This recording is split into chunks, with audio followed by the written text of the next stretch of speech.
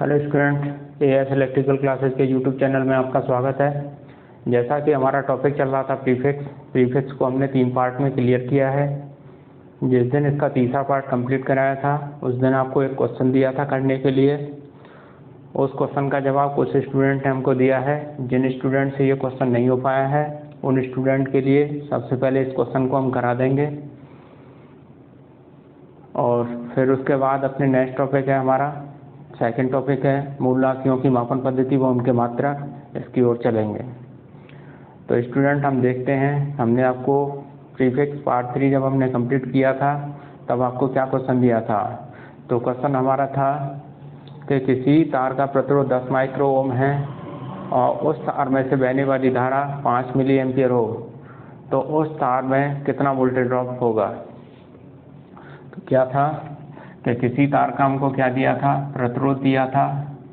प्रतिरोध को इंग्लिश में हम रेजिस्टेंस बोलते हैं, इसको R से प्रदर्शित करते हैं। इसकी वैल्यू दे रखी थी 10 माइक्रो ओम और इसमें से प्रवाहित होने वाली धारा को इंग्लिश में हम बोलते हैं करंट को प्रदर्शित करते हैं हम I से। I की वैल्यू दे रखी थी 5 मिली एम्पियर। हमने आपसे पूछा था कि इस तार में कितना वोल्टेज ड्रॉप होगा, VD की वैल्यू हमने आपसे पूछी थी। तो VD कैसे निकालते हैं, VD का क्या फॉर्मूला होता है। तो VD निकालने के लिए सबसे पहले हम देखते हैं कि ये क्या था, तार का रेजिस्टेंस। ये था तार का रेजिस्टेंस और इसमें से कितनी धारा प्रवाहित हो रही थी, I धारा प्रवाहित हो रही थी। जब हम इसमें से ये जो धारा प्रवाहित हो रही है रेजिस्टेंस में से, दोनों का आपस में हम क्या कर दें, करंट का और रेजिस्टेंस का आपस में हम गुणा कर देते हैं। तो गुणा करने का हमें क्या मिल जाता है, वोल्टेज ड्रॉप मिल जाता है। तो वोल्टेज ड्रॉप की वैल्यू क्या आ गई हमारी, I × R। अब बात आती है इसकी यूनिट की। इसकी यूनिट क्या होती है, इसका मात्रक क्या होता है,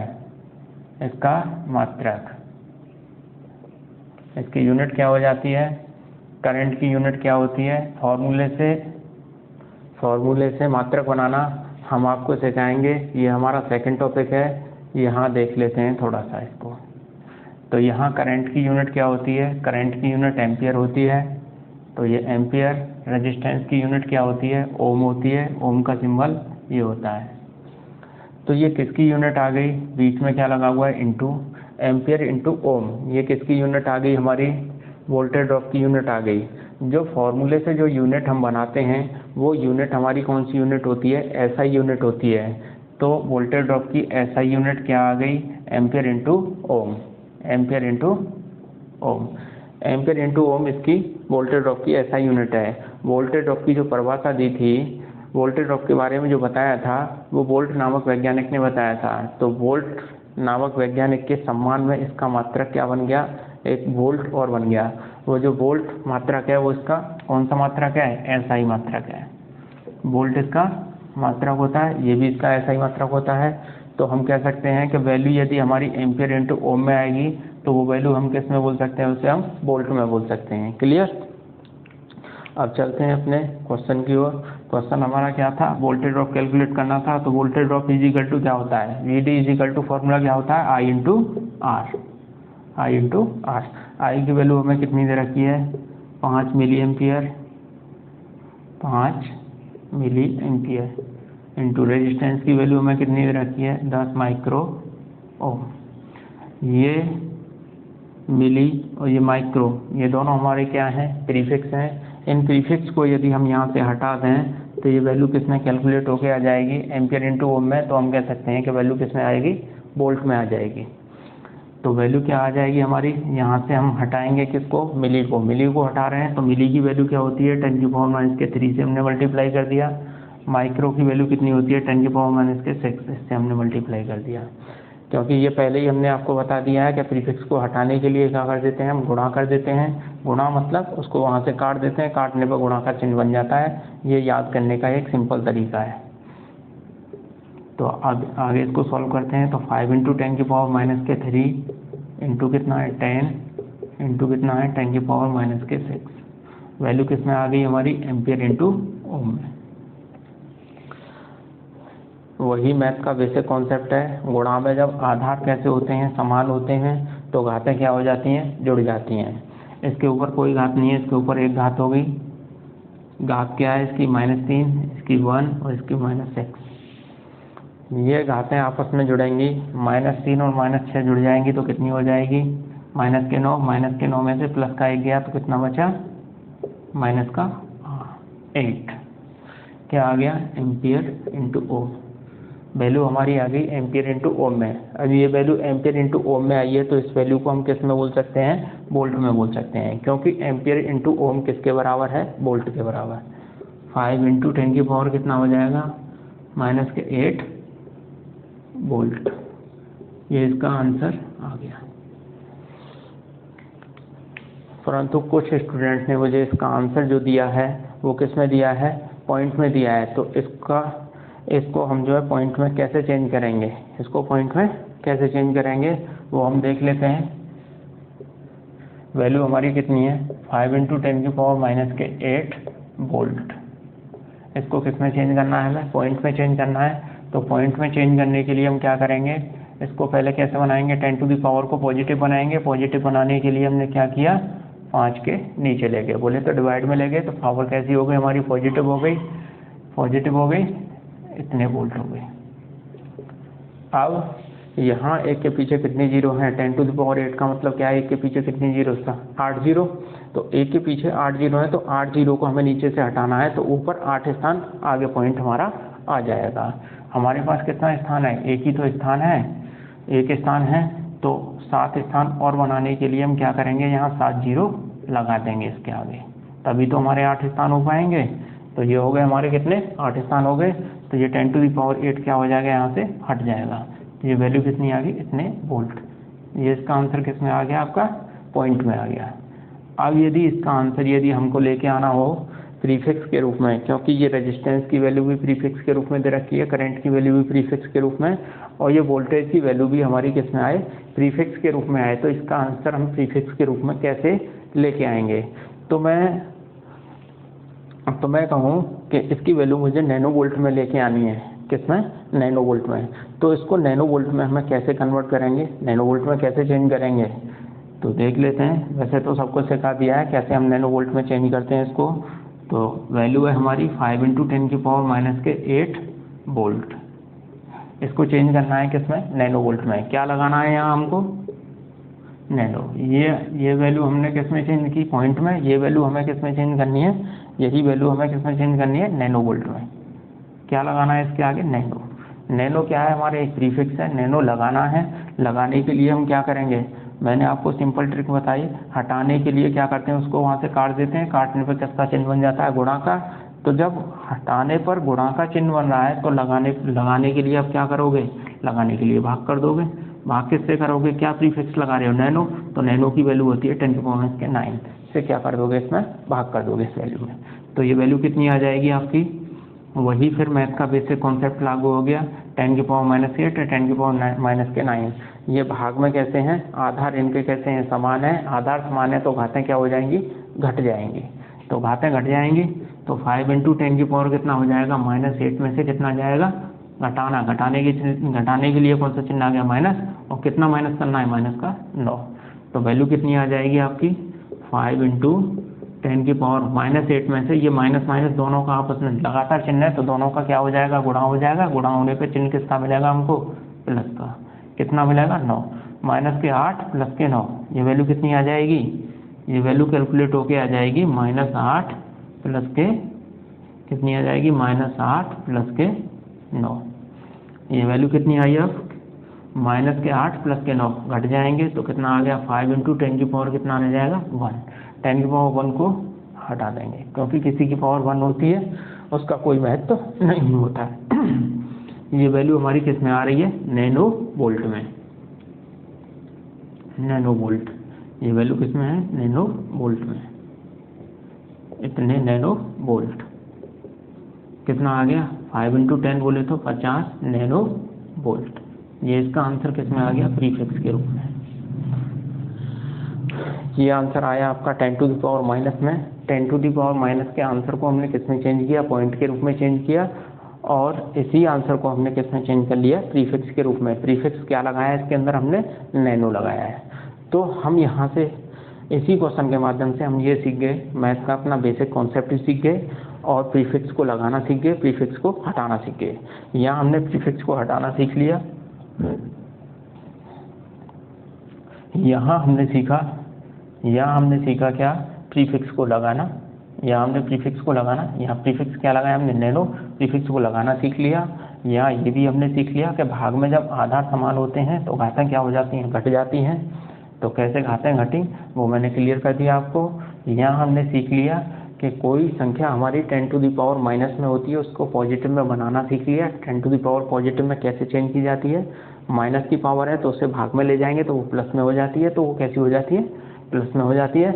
और इसको हम पॉइंट में बनाना कैसे सीख लिया, कितनी जीरो लगाएंगे, एक के पीछे 8 जीरो लगेंगे, 8 जीरो हटानी है तो 8 स्थान आगे पॉइंट लग जाएगा। एक स्थान है हमारे पास, 7 स्थान नहीं थे तो 7 जीरो, जो स्थान नहीं होते हैं उसके बदले क्या रख देते हैं, हम जीरो रख देते हैं। तो ये पॉइंट में बनाना हमने सीख लिया, इसको ये क्लियर हुआ। तो स्टूडेंट चलते हैं अपने नेक्स्ट टॉपिक की ओर। नेक्स्ट टॉपिक है हमारा मूल राशियों की मापन पद्धति व उनके मात्रक। ये यहाँ से हम हटा देते हैं इसको।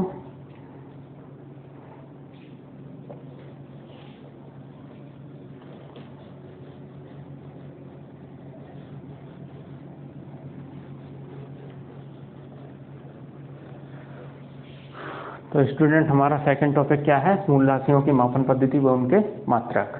तो स्टूडेंट ये मूल राशियाँ जो होती हैं हमारी, मूल राशियाँ बोलें या भौतिक राशियाँ बोलें, या इंग्लिश में इनको बोला जाता है फंडामेंटल यूनिट। ये जो फंडामेंटल यूनिट होती हैं हमारी 7 यूनिट होती हैं। ये 7 यूनिट कौन कौन सी होती हैं हमारी, लंबाई, द्रव्यमान समय, ताप, वैद्युत धारा, ज्योति तीव्रता, पदार्थ की मात्रा। ये 7 मूल राशियाँ होती हैं। इन 7 मूल राशियों के 7 मूल मात्रक होते हैं। इन मूल मात्रकों की सहायता से ही हम क्या निकाल लेते हैं, व्युत्पन्न मात्रक निकाल लेते हैं। जैसे किसी का हमें फॉर्मूला दिया हो तो फॉर्मूले के द्वारा हम मात्रक कैसे बनाते हैं। जैसे कि अभी मैंने आपको सिखाया है कि वोल्टेज ड्रॉप का फॉर्मूला हमें क्या मिला था, I/R, तो उससे हमने इसका मात्रक बना लिया। ऐसे ही हम इस टॉपिक में आपको सिखाएंगे। सबसे पहले बताएंगे मूल राशियाँ, फिर बताएंगे व्युत्पन्न राशियाँ, उनके फॉर्मूले, उनके मात्रक वगैरह, ये सारी चीज़ें हम इस टॉपिक में क्लियर करेंगे आपको। तो सबसे पहले चलते हैं मूल राशियों की ओर। तो मूल राशियाँ कितनी होती हैं हमारी, 7 मूल राशियाँ होती हैं और इनके मूल मात्रक कितने होते हैं, 7 होते हैं।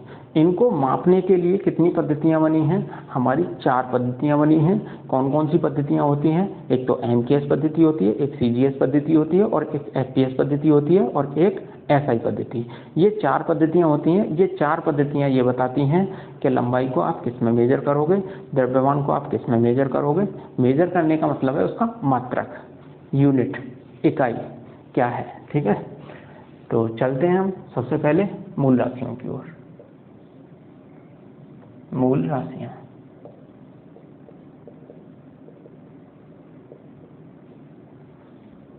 मूल राशियाँ कितनी है आपकी, 7 हैं। और इनकी मापन पद्धति, मापन पद्धति, इनकी जो मापन पद्धति हैं, कितनी मापन पद्धति है इनकी, एक तो MKS पद्धति है,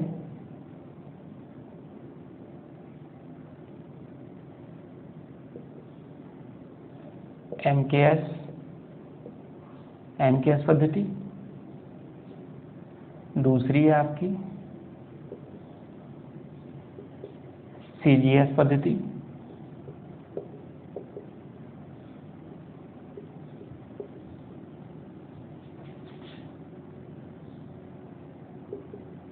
FPS पद्धति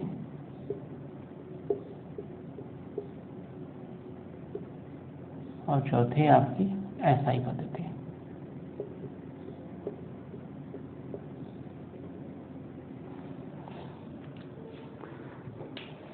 ये जो MKS पद्धति होती है, MKS पद्धति को मीटर किलोग्राम सेकंड पद्धति, इसकी फुल फॉर्म हो गई सेंटीग्राम सेकंड पद्धति। FPS पद्धति की फुल फॉर्म क्या हो जाती है, फुट पाउंड सेकंड पद्धति। और SI सिस्टम बोले तो इंटरनेशनल सिस्टम यूनिट। ये इनकी फुल फॉर्म होती हैं। अब चलते हैं मूल राशियाँ। मूल राशियाँ कितनी होती हैं हमारी, 7। कौन कौन सी होती हैं, एक तो होती है लंबाई,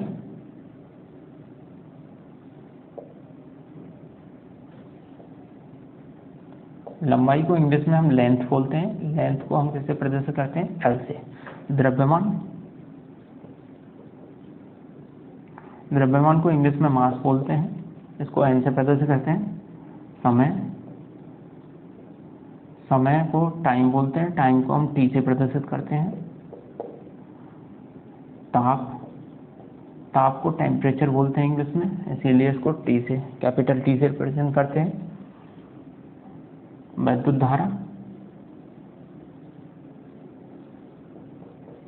धारा को इंग्लिश में इलेक्ट्रिक करंट बोलते हैं, इसको आई से प्रदर्शित करते हैं। ज्योति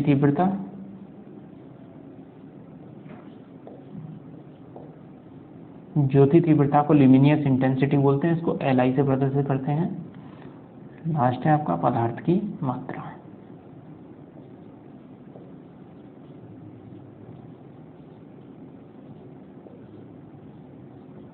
पदार्थ की मात्रा को इंग्लिश में क्वांटिटी ऑफ मैटर कहते हैं। तो ये एमकेएस पद्धति जो होती है हमारी, एमकेएस पद्धति, सीजीएस पद्धति, एफपीएस पद्धति, ये केवल कितनी राशियों को मेजर करती है, 3 राशियों को। कौन कौन सी राशियाँ, लंबाई, द्रव्यमान, समय। तो लंबाई को किस में मेजर करेगी, मीटर में। द्रव्यमान को किस में, किलोग्राम में। समय को सेकंड में। लंबाई को किस में मेजर करेगी ये एमकेएस पद्धति, मीटर में। एमकेएस पद्धति में इनके मात्रक क्या हो जाते हैं, मीटर। द्रव्यमान का क्या हो जाएगा, किलोग्राम। समय का सेकंड। मीटर को स्मॉल एम से प्रदर्शित करते हैं, किलोग्राम को केजी से प्रदर्शित करते हैं, समय को सेकंड बोले तो एस से प्रदर्शित करते हैं। सीजीएस पद्धति में लंबाई को किस में मेजर करते हैं, सी बोले तो सेंटी, इसको सेंटीमीटर में।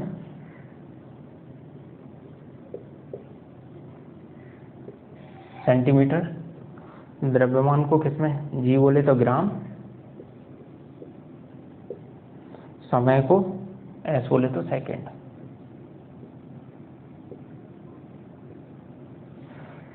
सेंटी का सिंबल सी होता है, मीटर का स्मॉल एम होता है, स्मॉल एम होता है, तो इसका सिंबल क्या बन गया, सी एम। ग्राम का जी होता है और सेकंड का एस।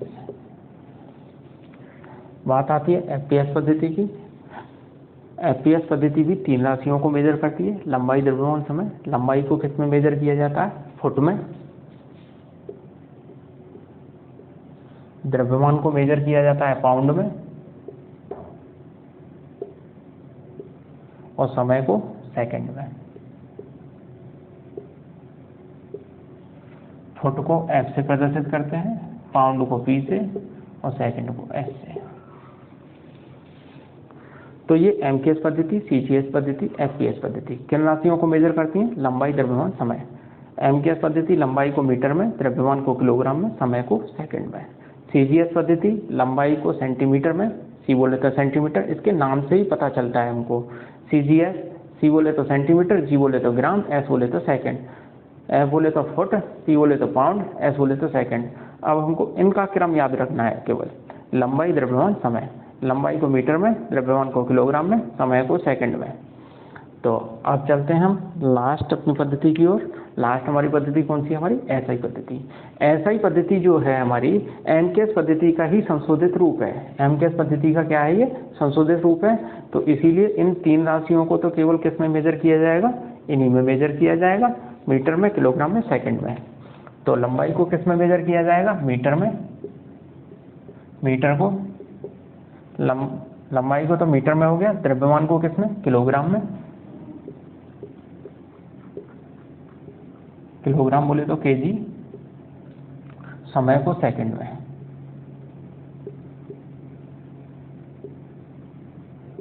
सेकंड बोले तो एस।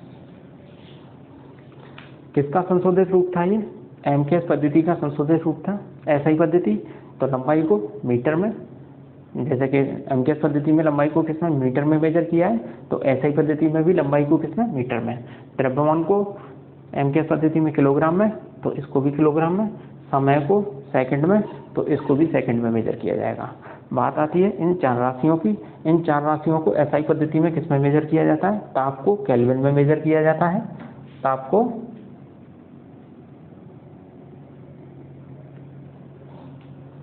को मेजर किया जाता है केल्विन में। केल्विन को कैसे प्रदर्शित करते हैं? विद्युत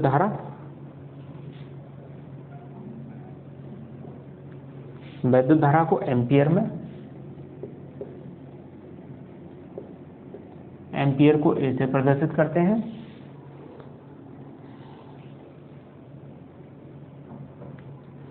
ज्योति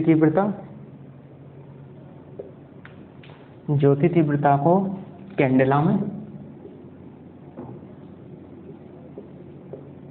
कैंडेला को सीडी से प्रदर्शित करते हैं। पदार्थ की मात्रा को मोल में,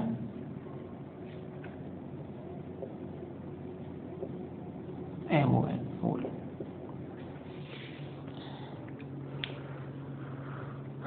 तो स्टूडेंट हमने क्या देखा? एसआई पद्धति में इन 7 मूल राशियों को किस में मेजर किया जाता है? इन 7 मूल राशियों के मात्रक क्या है? मात्रक बोले या यूनिट बोले, क्या यूनिट है? लंबाई की यूनिट है मीटर, द्रव्यमान की यूनिट है किलोग्राम, समय की सेकंड, ताप की केल्विन और विद्युत धारा की एम्पियर, ज्योति तीव्रता की कैंडेला, पदार्थ की मात्रा मोल। स्टूडेंट एक और बात हम आपको बता दें कि ये सीजीएस पद्धति जो होती है, इस सीजीएस पद्धति को हम मीट्रिक पद्धति के नाम से भी जानते हैं। सीजीएस पद्धति को किस पद्धति के नाम से जाना जाता है? मीट्रिक पद्धति के नाम से और जाना जाता है, मीट्रिक पद्धति। और एपीएस पद्धति को ब्रिटिश पद्धति के नाम से भी जाना जाता है।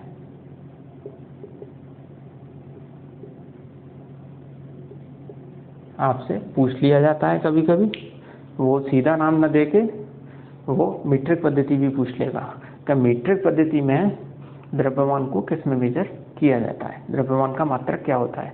तो द्रव्यमान का मात्रक मीट्रिक पद्धति में क्या हो गया? ग्राम हो गया। सीजीएस पद्धति बोले या मीट्रिक पद्धति बोले, बात एक ही है।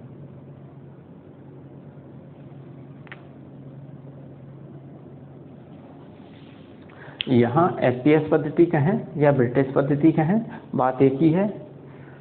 तो ये चार्ट आपका क्लियर हो गया, ये आपको पता होना चाहिए। और ये सारी राशियाँ, ये मूल राशियाँ और इनके मूल मात्रक आपको पता होंगे, तो आप व्युत्पन्न राशियाँ और उनके मात्रक आप आसानी से निकाल सकते हैं। तो व्युत्पन्न राशियाँ और इनकी व्युत्पन्न राशियाँ व इनके मात्रक हम अपने सेकंड टॉपिक में चर्चा करेंगे। तो जब तक के लिए इतना ही काफ़ी है।